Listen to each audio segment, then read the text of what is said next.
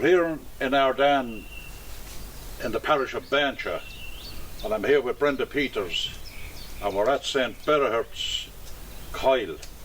Coil is an old word for graveyard. The reason why it is called a graveyard is there's lots of unbaptised children buried here.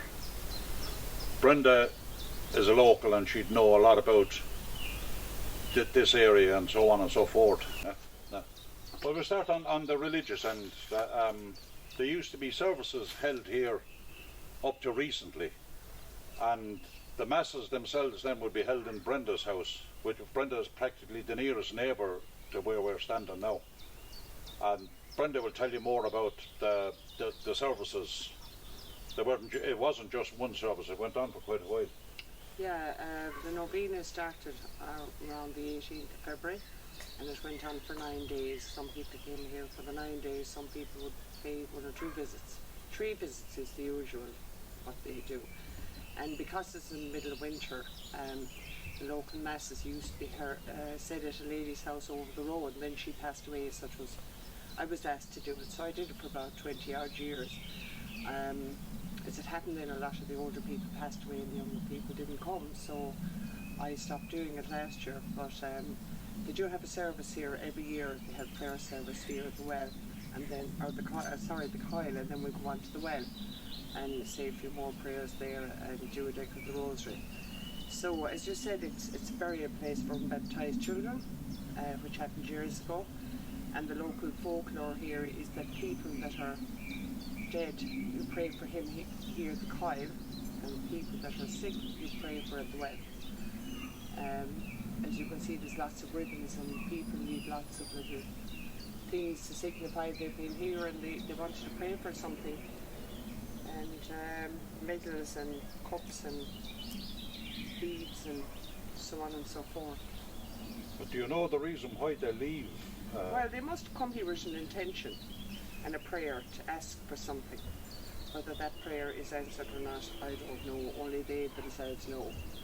But it is a very popular tourist attraction and has been for a long time, and hopefully will go on for a long time. About 13 years ago, we got together with the FOSS and local engineers and councillors, and we made little bog bridges so we'd be able to get in. Other than that, you'd have to climb over ditches and drains and fall into holes, I suppose. So it's easier assessment now at this stage. So that's it. The land around here is very boggy, and we'll see it later on, but what Brenda is talking about, they call it the bog bridge. It's a hard underfoot, if you like, to stop you sinking in as you come in. The whole place is full of reeds and so on, which denotes that it is a boggy area. But the crosses here, they weren't always in the place that you see them now. They were put, I think, in the 1940s. They were gathered up. There was a movement countrywide to tidy up some of these sacred places, if you like, and they put these crosses on the circle. We call this a church or a chapel, but I don't think it is. We were told that it was a settlement. St. Berahurt came here as a settlement, and Brenda knows a thing or two about 1 or 2 of the crosses. This big cross here. I think this is known, I've heard it's Celtic Cross, and I believe there's only 3 of them here in Ireland. That's what I heard. That's what the only one I really have information on myself. People probably have told me other stuff, but I've forgotten. But I do know the crosses here and the stones here are very significant, as in history and geology. Well, this cross is a lot more unusual, the big cross, than most of the rest of them, because it has carvings, figures carved on it, and it looks very, very old. I don't know how you date it or go about dating it, but I've seen very, very few of these. And crosses change. The types of crosses that are on some of these stones, they differ. You know, that's a fairly ornamental cross compared to the one down there behind the cameraman is. But is this a much visited place? It's very very popular, especially with foreign tours. An awful lot of them call here, summer and winter. An awful lot of people come here. as I said, especially the foreigners, you know. I suppose a lot of the older generation that believed in places like these are gone now, you know, and a lot of the younger generation maybe mightn't believe in it, or they do their own thing, you know, they all have different ideas. So that's one of the reasons, it's a pity that these places are losing, you know, value to people's history and people's faith, and, you know, so I suppose it's not something you can push on anybody. They all have their own faith and they all do their own thing. But when we have the services here in the Sunday now, it's the middle of February, with the lashing out of the heavens and freezing. There's always about 50 to 60 people that come here. You know, and they would be all local. Oh, they would be local, yeah.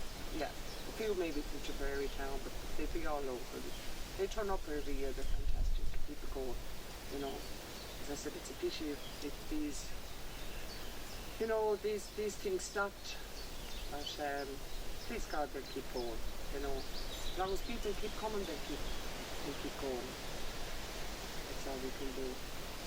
And apart from the religious aspect, the historical aspect here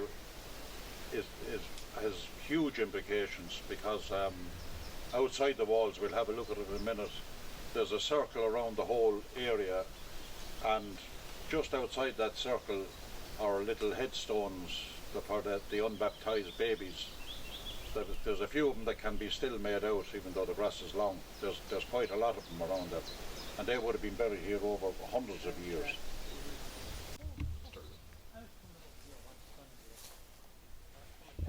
The shape of this building, some say it wasn't a church, it was the start of a settlement. It's elliptical, it's almost the shape of an egg, and it's about 30 feet long and about 15 feet wide. That means like 5 meters and versus 12 meters, if you like, long, and most unusual shape. And these crosses were put in for safekeeping and bedded in the top of the wall solely for safekeeping.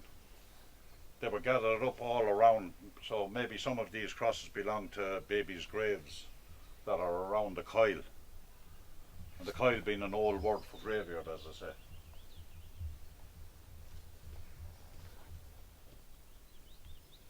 Where we're standing now is inside the circle which denotes the coil or the graveyard for the little children. And it's a complete circle, it's the same shape as the building up there.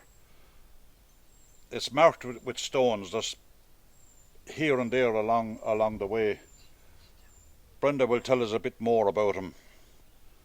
This is one of the little stones here, like a little headstone, and like that one up there, there's little crosses, and these are the stones to say where the babies were buried that were unbaptized, which weren't allowed in Roman Catholic graveyards in the day. And there's more over there and over there and over there, and I'm sure some of them have been removed maybe and placed in the coil to keep them safe, because over years I suppose they get a bit shook. So that's what these are. I believe there's some local people who had children buried here, like, which I'm sure is very significant to them. So I've been told anyway. Like you're talking about up to recent times now. Well, I'm talking up to about 15 years ago. A man told me he had a sister buried here. You know, he's dead and gone now, but his baby sister, one of his, maybe his older sister, I'm not sure, but he told me he had a sister buried here. So, you know, that wasn't too long ago. That's the only one I know of anyway. But, yeah, that's it.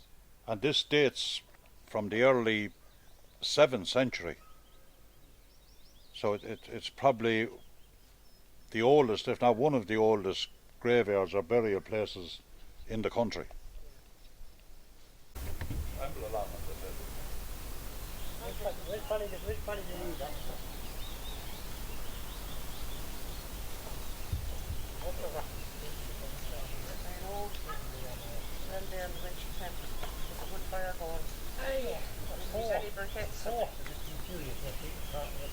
There's another stone there with a nice cross in there.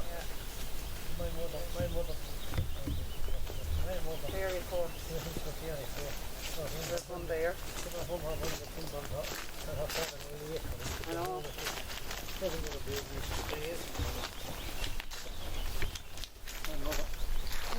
Another baby's grave there.